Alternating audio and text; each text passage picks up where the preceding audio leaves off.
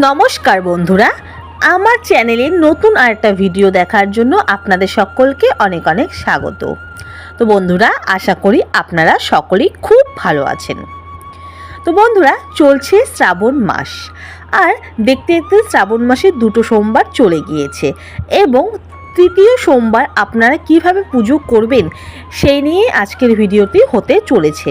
তো চলুন বন্ধুরা, বেশি দেরি না করে ভিডিওটি শুরু করা যাক।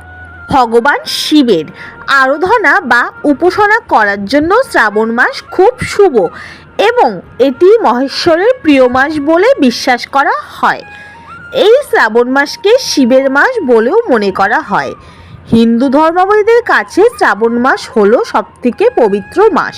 শ্রাবণ মাসের প্রতিটি সোমবারের মাহাত্ম্য অধিক। বিশ্বাস করা হয় যে শ্রাবণ মাসের সোমবারগুলো সৌভাগ্য ও পূর্ণ অর্জনের জন্য উপযুক্ত। তাই এই মাসে প্রতিটি সোমবার শিবের ব্রত পালন করেন হিন্দু ধর্মাবলম্বীরা।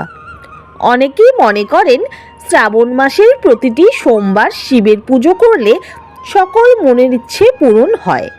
তাই রীতি অনুযায়ী প্রতি সোমবার অনেকেই শিব পুজো করে থাকেন। তো বন্ধুরা, এখন আমরা জেনে নেব শ্রাবণের সোমবারে ব্রত করার উপকার। মাতা পার্বতী ভগবান শিবকে তার স্বামী হিসেবে পাওয়ার জন্য শ্রাবণ মাসে উপবাস থেকে ব্রত পালন করে ভোলেনাথকে সন্তুষ্ট করেছিলেন। এই মাসে ভক্তরা শিবের পুজো করে সুখী বিবাহিত জীবনের জন্য শুভকামনা করেন। কোনো ব্যক্তির বিবাহিত জীবনে সমস্যা থাকলে শ্রাবণ মাসে পুজো করে উপকার পাওয়া যায়। তো বন্ধুরা, এখন আমরা জেনে নেব পবিত্র শ্রাবণ মাসে সোমবারের পুজো বিধি। সোমবার সকালে উঠে স্নান সেরে মন্দিরে গিয়ে শিবের জলাভিষেক করুন। মহাদেবের পুজোয় আকন্দ ফুলের মালা, ধতুরা ফুল, বেলপাতা অবশ্যই রাখুন এবং কাঁচা দুধ দিয়ে স্নান করান। শিবলিঙ্গে ভাং, চন্দন, চাল অর্পণ করুন।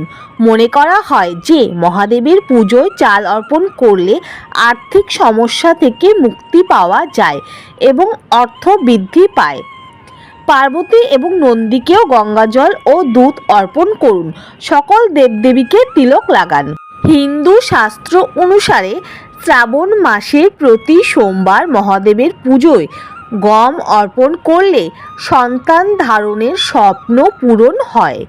প্রতি সোমবার উপোস করে শিব মন্ত্র জপ করলে দ্বন্দ্ব বিদেশ থেকে মুক্তি পাওয়া যায়। মহাদেবের পুজোর সময় জপ অর্পণ করলে জীবনে অনেক দুর্ঘটনার হাত থেকে মুক্তি পাওয়া যায়। জীবনে সুখ শান্তি ফিরে আসে। প্রদীপ ও ধূপ জ্বালিয়ে প্রথমে গণেশের আরতি করুন, তারপর দেবাদিদেব মহাদেবের আরতি করুন। মহাদেবকে তিল অর্পণ করে মহামৃত্যুঞ্জয় মন্ত্র উচ্চারণ করলে দ্রুত সুফল পাওয়া যায় এবং শরীর থেকে সমস্ত রোগ নিরাময় হয়। মনের ইচ্ছে পূরণ করার জন্য শ্রাবণের প্রতি সোমবার মহাদেবকে 5 রকমের ফল নিবেদন করা হয়। অনেকে আবার 1 রকম বা 3 রকমের ফল নিবেদন করেন। মহাদেবকে সন্তুষ্ট করতে শ্রাবণ মাসে মহাদেবের প্রিয় গাজাও নিবেদন করা হয়। তার পাশাপাশি মহাদেবের প্রিয় দুধের তৈরি মিষ্টি বা সন্দেশ নিবেদন করা হয়। জীবনের সমস্ত বাধা থেকে মুক্তি পেতে ভগবান শিবকে সবুজ মুগ ডাল অর্পণ করতে পারেন। এছাড়াও জীবনের সমস্ত রকম বাধা বিপত্তি কাটানোর জন্য শ্রাবণ মাসের সোমবারে মহাদেবকে দূর্বা অর্পণ করবেন, যার ফলে আপনারা দীর্ঘজীবী লাভ করবেন।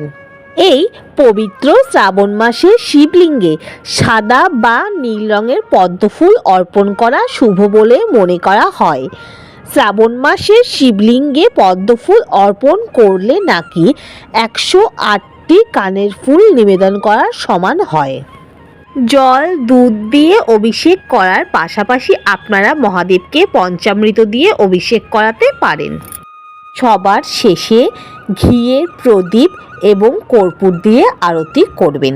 তো বন্ধুরা, আশা করি আজকের ভিডিওটি আপনাদের ভালো লেগেছে। এই পবিত্র শ্রাবণ মাসে মহাদেবকে সন্তুষ্ট করতে নিঃসাধ্য মতন মহাদেবের পুজো করুন। দেবাদিদেব মহাদেব কিন্তু অল্পতেই সন্তুষ্ট হন। এত কিছু করা যদি কারো পক্ষে সম্ভব না হয়ে থাকে, শুধুমাত্র বেলপাতা আর জল দিয়েও কিন্তু আপনারা মহাদেবের পুজো করতে পারেন। মহাদেব এতেই খুশি হবেন এবং আপনাদের সকল মনস্কামনা পূর্ণ করবেন। তো আজকের ভিডিওটি এখানেই শেষ করলাম। অন্য একটা ভিডিওতে আপনাদের সাথে আবার দেখা হবে। সবাই খুব ভালো থাকবেন। হরে কৃষ্ণ, রাধে রাধে, ওম নমঃ শিবায়।